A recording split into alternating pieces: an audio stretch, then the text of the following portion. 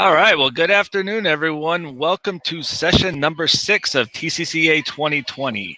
I'm here with Pamela Reece and Catherine Hoffman, and we have an awesome session for you today. This one is on stop motion animation, something that's so cool whenever you see the final product. There's a lot of work that goes into it, so Pamela and Catherine are going to walk us through the process of creating stop motion animation. They've got some great resources to share with you today. Just a couple things about this session. Make sure you hang on to the very end to get this super secret word to retrieve your certificate after this session. If you have any comments, you can drop them in the chat box in YouTube, and we'll either pop those up on the screen or we'll jump in and ask those questions if they don't get to them first. So on that note, I'm going to pass it over to Pamela and Catherine. All right. Hi, everyone. Welcome to the presentation on stop motion animation. If you could take a minute and pop in the chat where you're from. We've been told we have people from all over the world, and I'd love to see where everyone's coming from.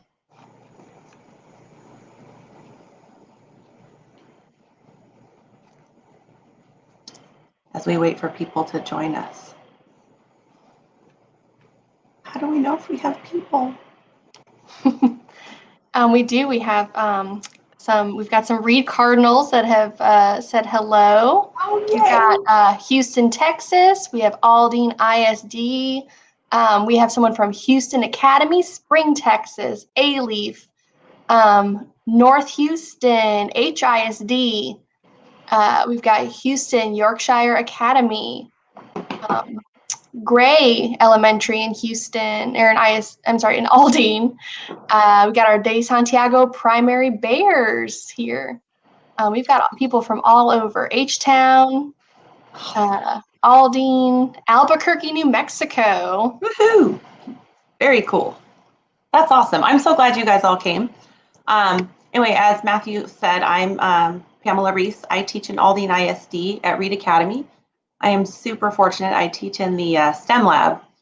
And what I stumbled upon with our distance learning was a website for a place where students can go and create stop motion animation. Just a couple quick things. If you create something, if you could hashtag TCCA 2020, definitely hashtag Brush Ninja, give credit to the person who created all this wonderfulness. And if you could tag myself and Mrs. Hoffman at PK Reece and at Reed Engineer Lab, she'll put all that in the chat. And later on, you'll be putting your creations in the Padlet. So our objectives for today, just like if I was in my classroom, you will know how to create a stop motion animation GIF of your name and one you can use in your classroom. You will understand how to use the ghost feature and or duplicate features to make your animation work. And you will be able to tell the story your animation shows. Just thought I'd throw in our KUBs for our Aldine people. So in order to teach how this program works with your students, I've used this with as young as 1st grade, and I teach up through 5th grade. But the best thing to do just to teach the features is to start with something simple. And with the older kids, we animated our names. With younger kids, you might want to animate shapes if they might not know how to do their letters. So I'm going to do a quick tour of how Brush Ninja works, and then I'm going to set you free to create some animations of your own. So I'm going to switch my screen, which might take a second.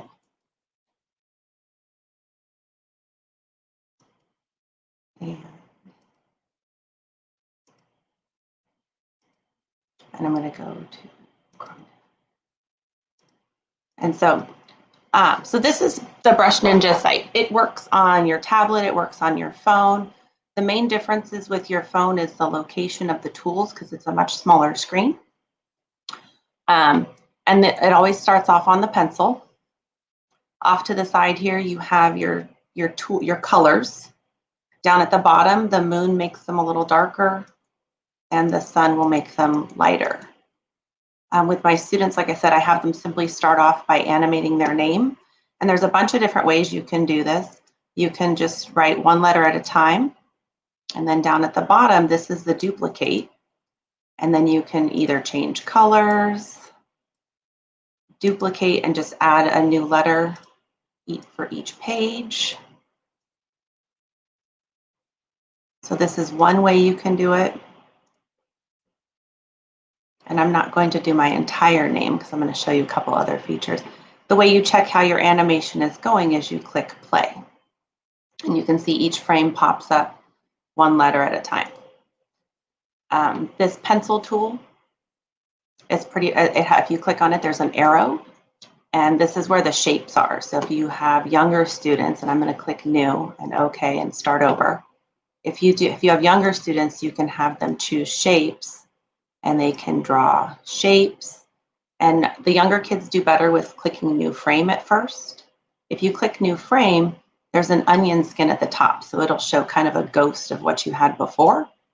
So you can make sure you see where your shape is going and what it is doing. And again, as you work, you click play and you can check your animation and you can continue adding to it. And just like our students, we make mistakes. So of course, there are two ways to take things off of your animation. One of them is undo. Undo only works if you have not, on the slides, you haven't watched play yet. There's also an eraser tool up here. If you click on number 4, you can then erase inside of your shapes if you want to. But again, the undo button is by far the easiest way to take away something you've just done, especially again with the younger elementary students. So what I like for you to do is go ahead and go to Brush Ninja. And I want you to go ahead and animate your name just like a student would. And as you are doing this, you could probably open up a new tab and split your screen if you want, because I'll keep working and talking about some of the other features in here. In my STEM lab, when we're in person, I would run around and check and see how everybody's doing so I would know what's going on. So if you have any questions so far, please put them in the chat.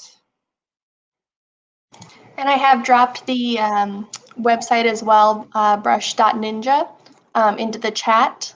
So if you copy that and put that in your browser, it'll pop up.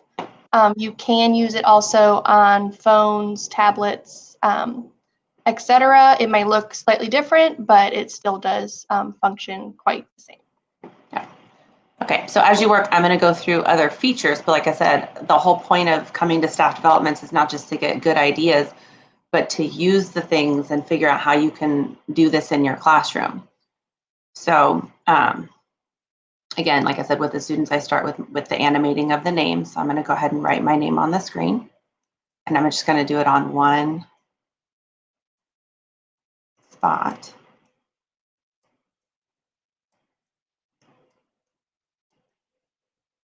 And then if you click on the pencil, you notice there were a lot of options. There's the shape tool. This one draws lines.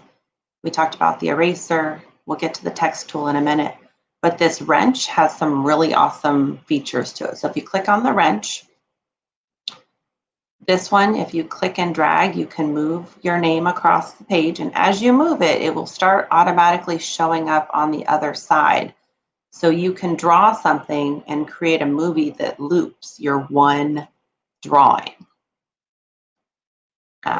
So what you would do is leave it here, do a new, oh, sorry, not that one. Duplicate it, move it a little bit. And because I clicked the onion skin up here, I can see where it used to be.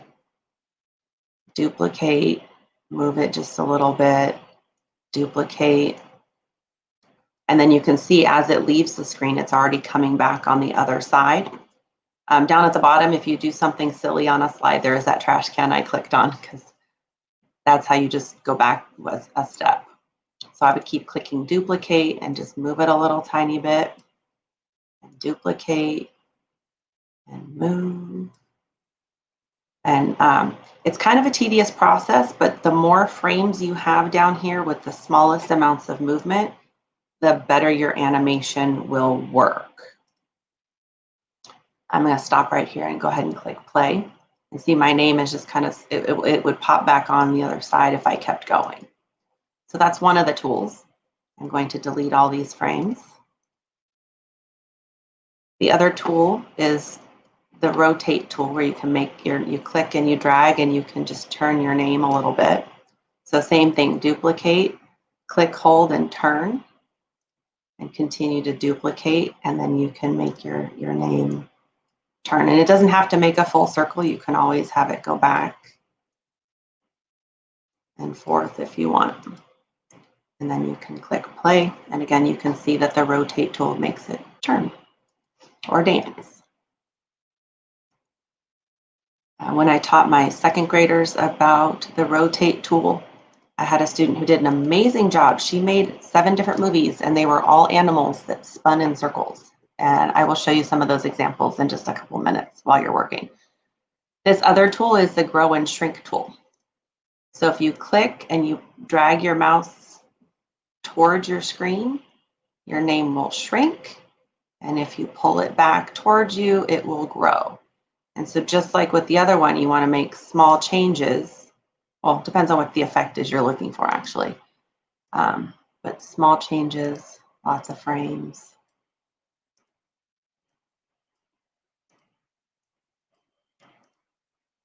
And then when you click play, your name, it looks like it's going farther away from you. So these are the 3 main tools.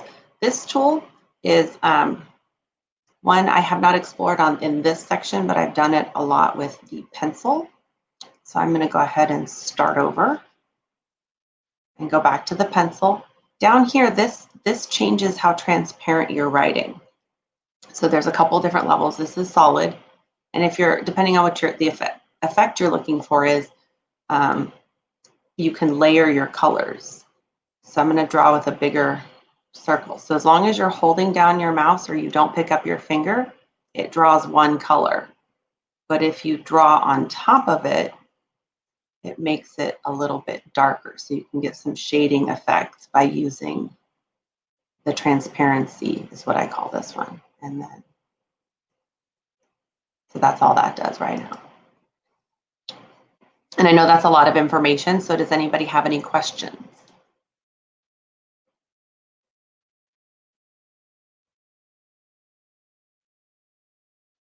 And how are those animations going?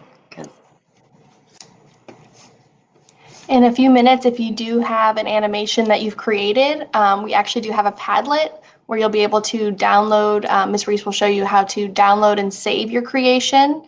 And then we'll actually be able to post those onto the Padlet to kind of share what everybody's been working on.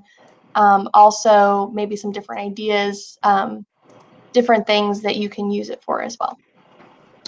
Yes, the Padlet. I will create a quick animation. I should not have deleted all of those. That is one of the downsides to Brush Ninja. Even though it says save up here in the corner, it doesn't actually save your work. It will save it to your device as long as your device is, in my classroom, some of my computers don't save it overnight because I have deep freeze on them. But if I'm working on an animation on my computer or my Chromebook, when I log back in, it automatically pulls up what I've been working on in here. But really, you can only save completed work. So that's where time works against us. So I'm going to go ahead and write my name real quick and animate it so I can show you the steps on how you can save it. If you are working on a phone or a tablet, it might save in a slightly different location. And Mrs. Hoffman can put a link to the tablet resources for how to find what you've worked on in the tablet, on a tablet or a phone, because that does get a little bit tricky.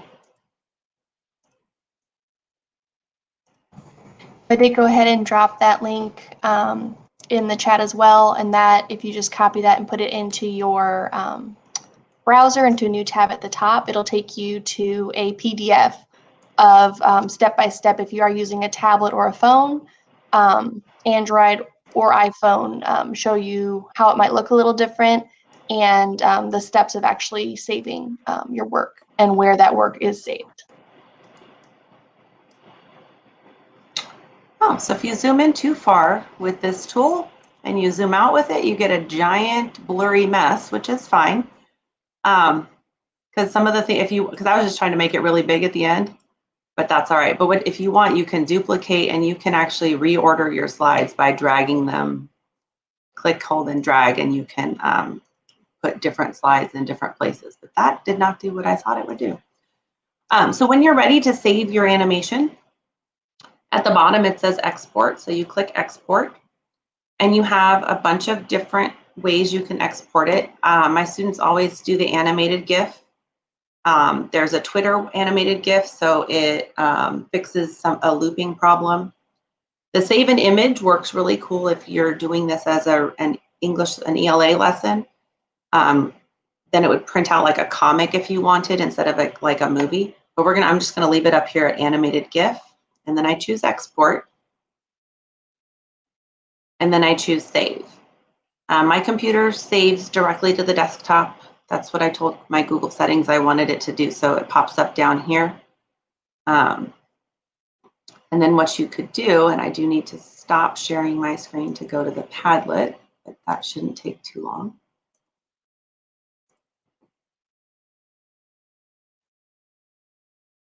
Oh, Matt says, did you put the links to Matt? I've been dropping them in the chat. He put on my end that they might be blocking them. Yeah, I think YouTube is blocking you from posting the links in there. So if you send them in the StreamYard, I'll copy them over, and it's letting me post them from here. Perfect. Okay, sorry about that. Thank you. I just popped over there to switch my screen.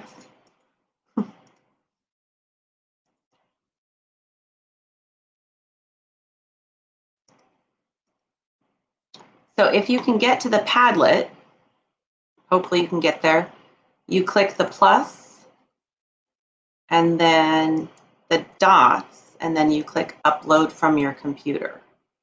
This one I haven't done from my phone, but when you upload, then you just tell it pick file, and I'm going to choose desktop, and it should be called animation. There we go. And then you can give it a title and a description if you'd like to.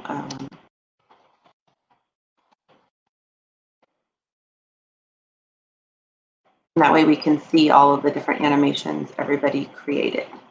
Ms. Reece, I see a great question. Okay. Someone asked, is there a way to control the frame rate as to slow down your or speed up your frames? Yes, that is an awesome question, and that there are still way more features. So give me just a minute, and I will share that. I will go back to Brush Ninja and show you that one. Okay, so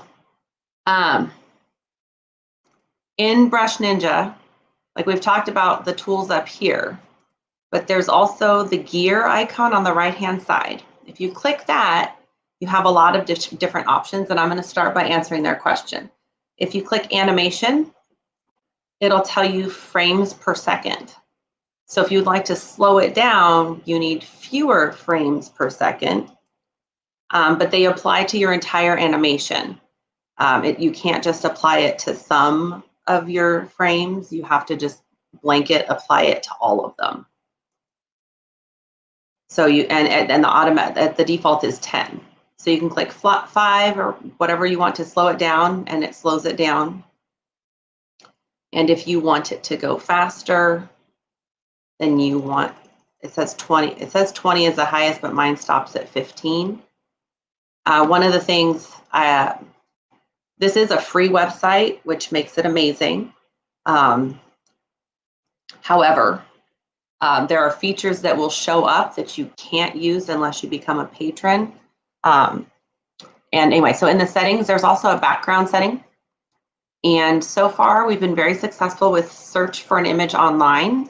So if you want to put something in the background, they do come in really vibrant and bright pictures. So it is a little difficult to see over what you, when you draw on them, you just need to choose the right color. So let's say you want to put the beach in the background. All of these different options will come up. And I'm pretty sure we can still, and then you click use this image or try another image, and it will automatically apply it to all of the slides. So now my name, and I changed the animation speed, is on the beach. I have not had any luck with the color. For sure, use your own image is patron only, so you have to pay to use this feature. And remove the background is pretty cool because it's automatically white in your animations. And I'm going to switch over for just a minute and share a couple of the ones that my students have done while you guys finish up your names and putting them in the Padlet.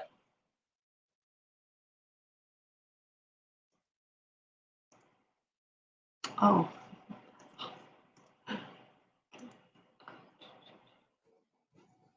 So we have someone who says that they cannot wait to try it out with their students. They're very excited to try this out. And as you start playing with it, I feel like you really start to see like it's not just for like one specific content area. You really could use this science, social studies, ELA, math. You could use it across like all content areas. A get to know you activity for your students. There's like a lot of really great ways that you can use this. Yeah.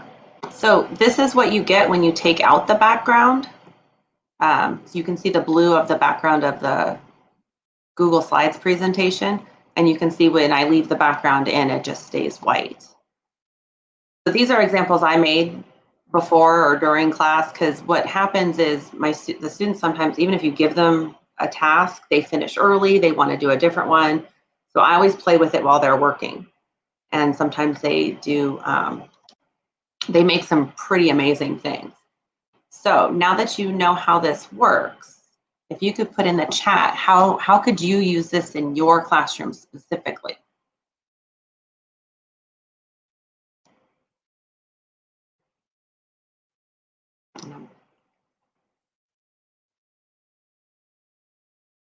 Oh, we've already got one who did the math. That's awesome. I just went to the Padlet. I had to look.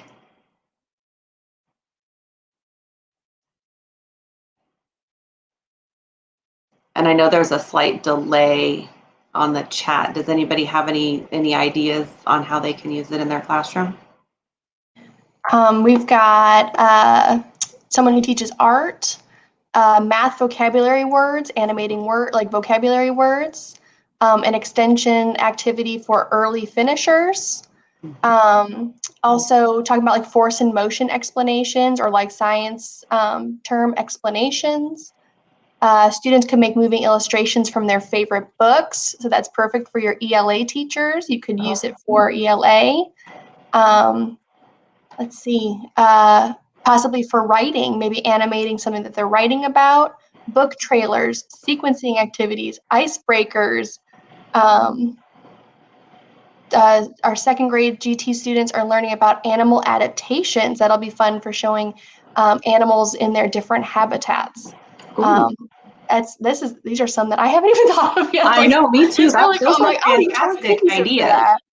These are great ideas. I know, which is perfect because the second half of the presentation is really what I want everyone to be able to do is have those examples ready for those amazing lessons that they're planning to teach, so they can show their students what a final product could look like. And just remember, especially like I said, I'm not the world's greatest artist, so I tend to stick to drawing what I know. I did do some directed drawing. So anyway, sorry, I'm going to back up. So right now I'd like you to create an animation example you can use in your classroom that supports what you teach. I know some of you already did that. So if you could make another one, maybe just for fun, that would be awesome, just to see what all the different tools do. And while you work, I believe I've shown you all of the features in Brush Ninja. Oh, nope, not the text tool, but some of you figured it out and I love it. So I'm glad that someone played with the text tool. And I'm going to switch my screen and show that to everybody to make sure that, that we can all figure that out. This is so strange.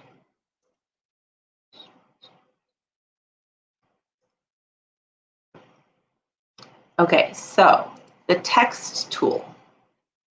Up here in your options, when you click the text tool, you just type your word, which, like I said, there's a couple of you who figured this out. I'm going to do TCCA 2020, and I should probably. And you can pick your font and apply, and then you get size choices. Your color choices are here, and now it's a stamp. And basically what you can do is stamp it once, and I saw in the Padlet that some of you found this tool and played with it, which is exactly what I have my students do in my classroom. I show them a couple of things and then we'll click it and see what happens. But yeah, the text tool. So, and to change the text tool, you just click on the pencil again, and you can change the words if you need to label some things. So besides animating their names, my students have they were learning about the weather the first 9 weeks, and this worked with our virtual learners. Yeah. Oh yeah. So. Oh. Dr. Kelly, I just saw your question. That's interesting, because I've done it from my phone, and that is not what it did to me. I think that Apple does have, and I was kind of looking into that real quick. I think Apple, you can download an app for it. I don't know if there's it looks like the app might be paid. I think it has a couple extra features. Okay. But just make sure that if you do want to use it as like a free version, make sure that you are actually in the web browser. So for Apple, it would be like in Safari. I'll keep looking into it, but I do believe that it might be a difference of app versus website. Yeah, that is a good question though, and not one that I'd run across. So anyway, while you're working on your animations, I'll show you what some of my students have done. So these are first graders. Now, luckily, when we were doing distance learning, our first graders had parental assistance for downloading their apps, their gifts, which was great. So they were learning about the weather and science, and we happened to be having a rainy day that day. So I had the first graders draw a storm. So the one on the left is the storm. I honestly don't remember what the child told me this one was, but it looks something like a Halloween thing. But again, first grade, not bad. We got the jumping fish. And this one, he loved using the shape tool to make all his animations.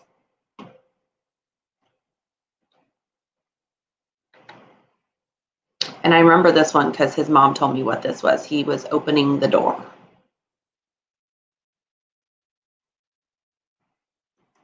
And then I believe this one on the right was one of the first ones that we made with the shapes. And here's the young man who loves the shape tool. That's how he made his storm, was with the shape tool.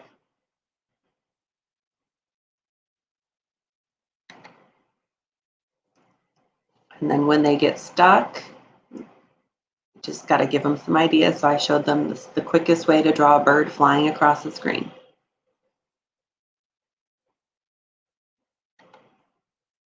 And yeah, this is the second graders. They were in my classroom for this one, and I had taught the rotate tool. And so this young lady, she drew a bunch of different animals. I did find on Teachers Pay Teachers a free resource for step-by-step drawing, and I laminated them and put them at their table in case they needed some help or ideas. And it was pretty cool. Like I said, she made, I think, 12 different animals that all spun in circles. Another one of my second graders really wanted to make her butterfly fly. And she was able to figure out the wings all on her own, and that was pretty awesome.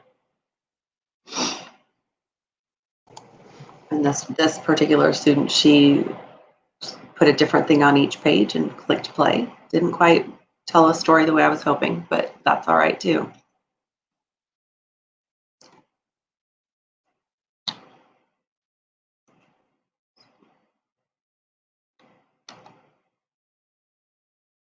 One of my third graders loves doing this so much that he sends me animations even when we're not working on them. He sends them to me in messages in Schoology to make sure I know that he's done some new stuff. And so he's gotten very creative with what he's been doing. And this is one where he took out the background.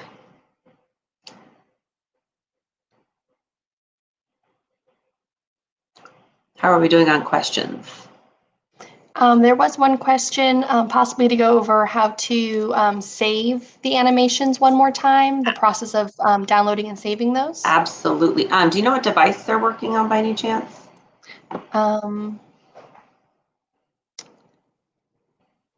I do not know. It just Okay. says how to save. Question about how to save. Okay. Yep. I'll go back to brush. It's not a problem. I just know sometimes they're hiding in different places. Okay. So when you're in Brush Ninja, when you're all done and you're ready to save, the first thing you click is export down here at the bottom. And then leave the first one marked unless you want it specially saved for Twitter. And then you click the blue export one more time.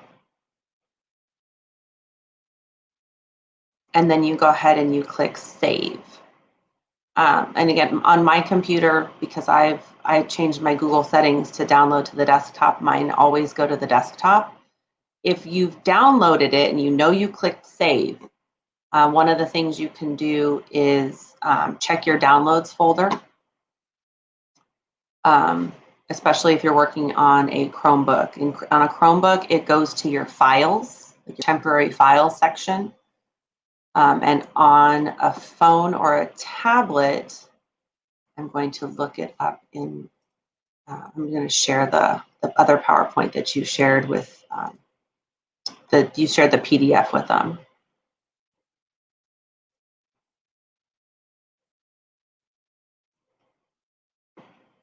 If you're working on an iPhone and you're ready to save it, you still do the export.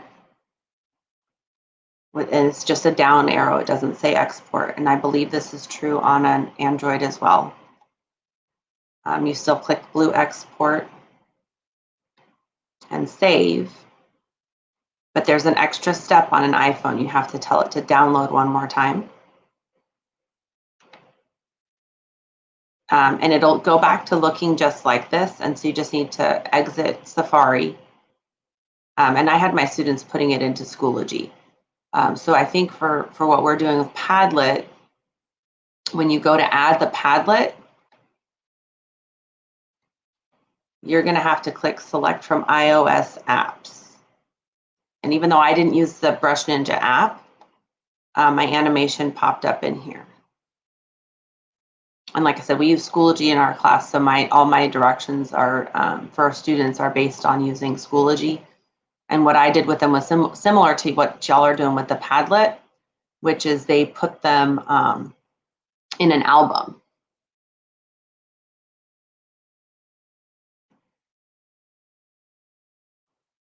Which was pretty cool. I love the animations that you guys are making, and I can tell that some of you are definitely more artistic than others, and that's okay.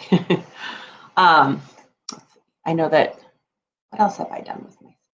If you need to do more detailed work on your animation, I have also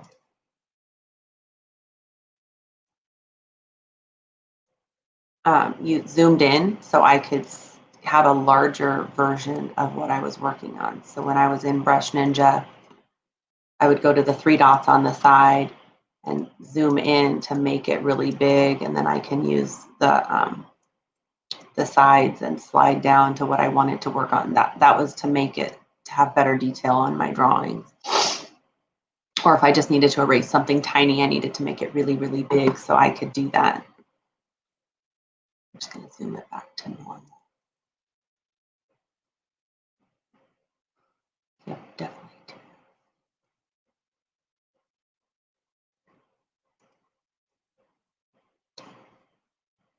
Anybody, you guys still doing okay working on your other animations for your classes?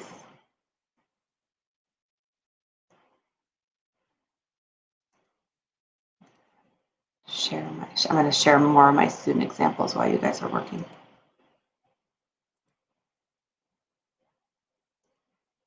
I'm just looking at the Padlet. There's some really cool examples. People using it for math. We have a Miss Martinez welcomes you to the library.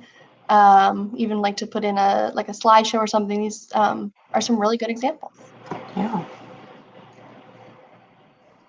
Should I share the Padlet? Well, because never mind, their names are on it, so maybe not.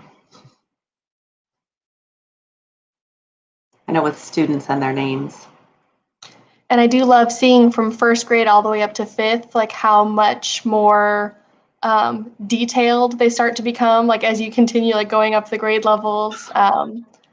First grade starting with like shapes and just like letters, and then all the way up to fifth, really showing some, in-depth either science terms or like concepts, just the animation in general. It's really cool to see across like a whole campus, just how much improvement over the years there is. Oh, yeah. And some of them clearly have a love of it because, like I said, they do. Some of them, they begged. They finished, one of my second graders finished their assignment in STEM, and I let them go into code and code.org, and kids love code.org. And he said, can I do Brush Ninja instead? And I would have said sure, except we only had 10 minutes and it might not have been enough time for him.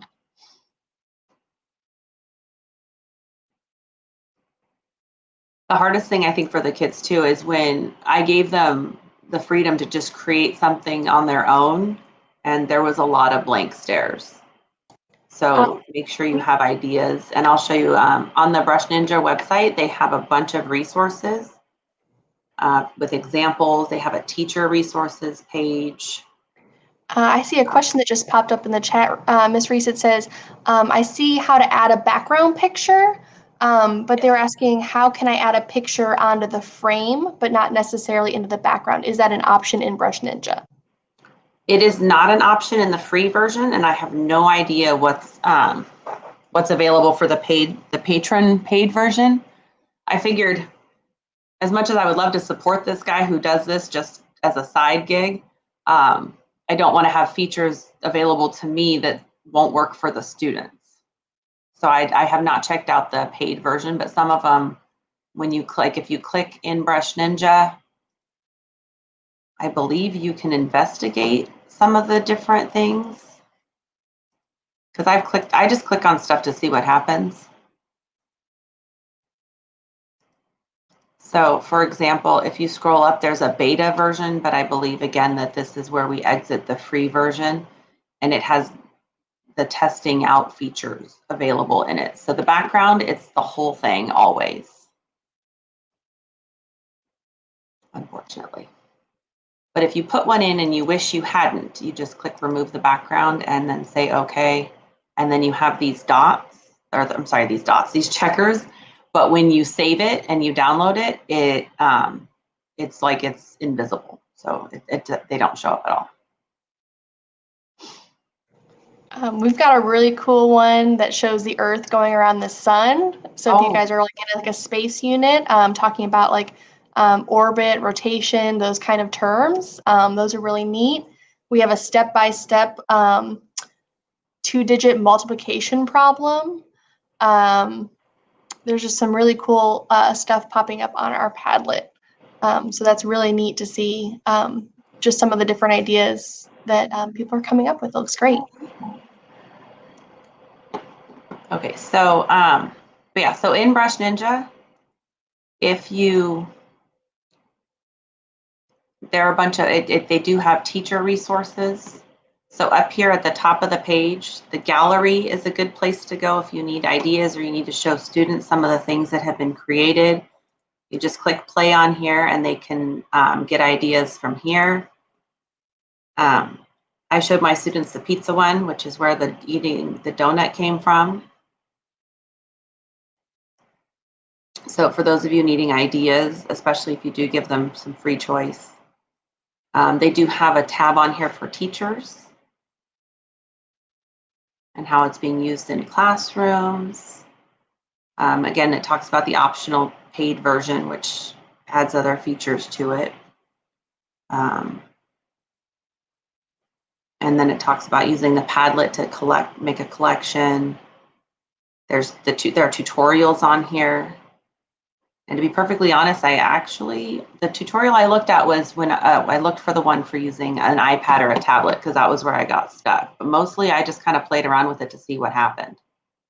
And if you click the help tab, that's where getting started, using it, shortcuts, all of the things. If you want animation terms to use with your classroom, they're in here. So this website, it's very user-friendly, in my opinion. And you can have your students explore this as well.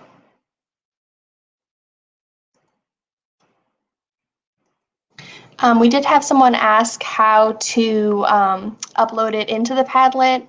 When you do click on the plus sign in the bottom corner, it'll pop up with a little, almost like a little like sticky note size square. And then on the right-hand side of that, it will have a like an upload arrow. And if you click on that arrow, you can actually upload it from your desktop or from the device that you're on. Oops. So yeah, you click the plus, and mine just acted all weird on me. Click the plus, and I'm not sure why it's opening up somebody else's thing. Oh, and then I got a box on the left here. And then click the 3 dots or the up arrow. Oh, the up arrow, that would make sense. That does the same thing. And then you choose pick file.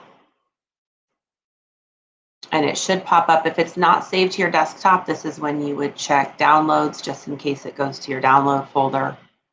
And if you're on a Chromebook, you would need to find the files.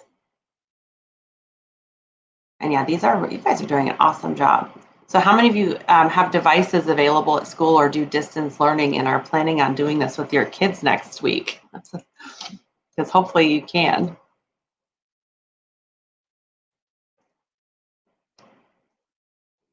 And thank you, John.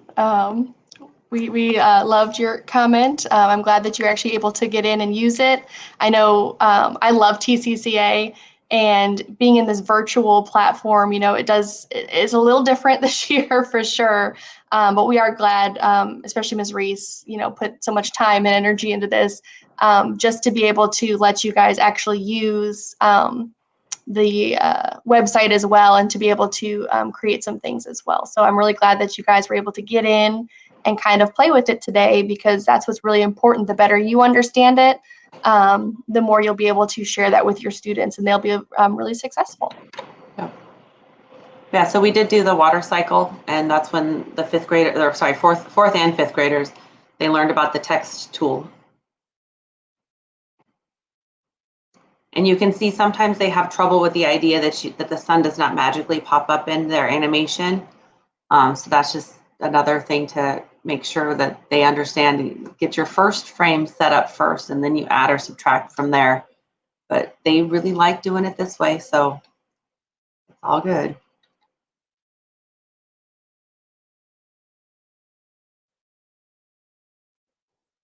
And also, before we do go today, the link to the presentation will be dropped in the chat. So if you need to go back later, and if you want to see some of the examples and things like that, that'll all be in there as well. And the whole presentation will be on YouTube for a while too, if anybody needs to go back. Yeah, so fifth grade, I did do a couple science connections. They did the states of matter. And I did do like a brief mini lesson on the states of matter with a short YouTube video before we did this, and it had the molecules that vibrated, and so we worked on kind of recreating that.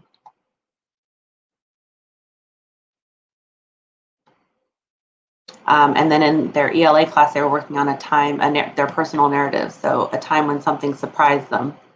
So this one, we got the surprise birthday, and I'm not really sure about the elements and fire, but that's all right. And then I think another surprise party of some kind, and then Christmas. We got Christmas lights blinking with the star. It's kind of cool. And we put those in the Padlet. So I did put in the description that we would do the life cycle of a butterfly. And the reason we did not focus on that was because I wanted you to work in your own particular content area. However, the life cycle of a butterfly is anything that makes a cycle is a perfect stop motion animation connection. And I had a fifth grader who made one, or fourth grader, sorry. So she put in the background and got all the parts in. The only thing that was missing was one more arrow because it goes back to the eggs, but They did an awesome job with it. And if I were teaching this, you could have them summarize a very hungry caterpillar, because you can easily make the caterpillar eat things. And if you were teaching the life cycle of a butterfly, you'd have some YouTube videos, and there's one for older kids as well. These are included in that link Mrs. Hoffman's going to put in the chat for you, partly because I did put it in the description because it was okay, this will work, but then I figured I'd rather you be able to use this in your classroom. So the time for lesson planning was more important, or creating examples. Anyway, any more questions? Super secret word. Don't forget that.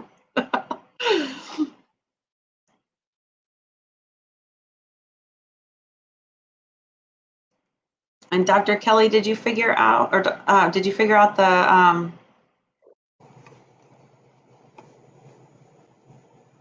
did you figure it out?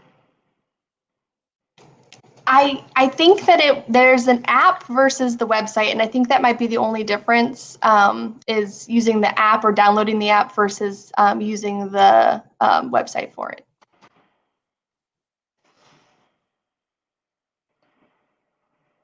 Okay, John Barton, thank you for the comment. I appreciate that.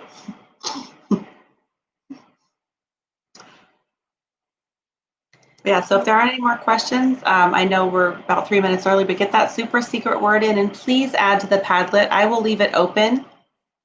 That way you can keep adding to it and look back at the things everybody made.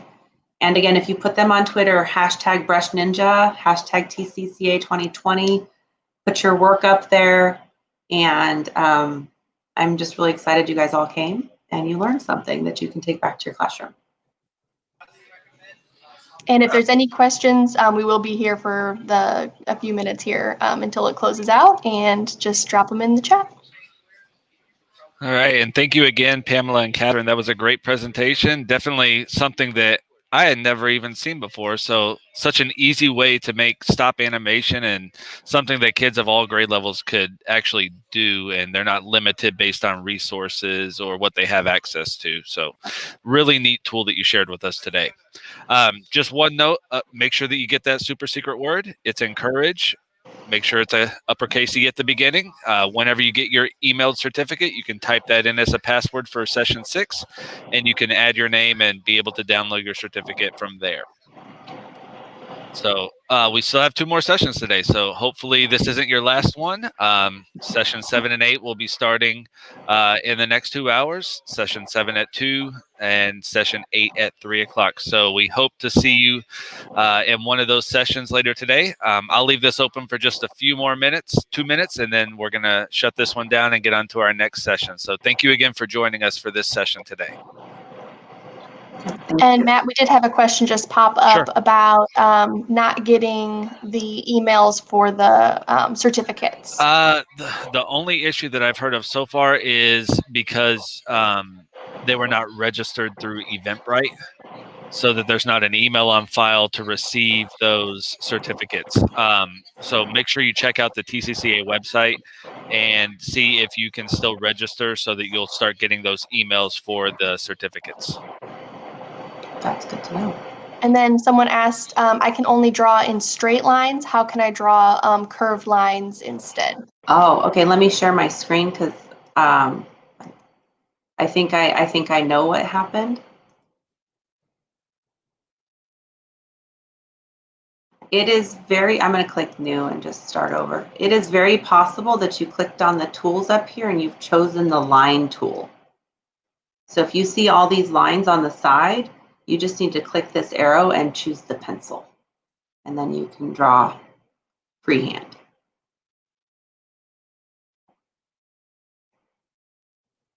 So hopefully that solves that problem.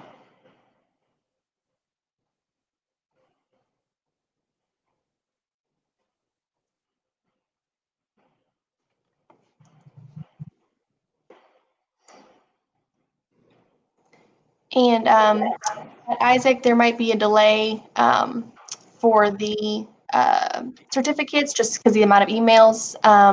Somebody, I believe, will be reaching out to you, might contact you to make sure that it's like the correct email and everything. Okay. Yeah, my certificate didn't come through until like about 5 or 10 minutes after the end of the session. I don't think it was like right at the end. Because I ended a session right before we started this one, and my certificate wasn't there, like right at 12:50. So.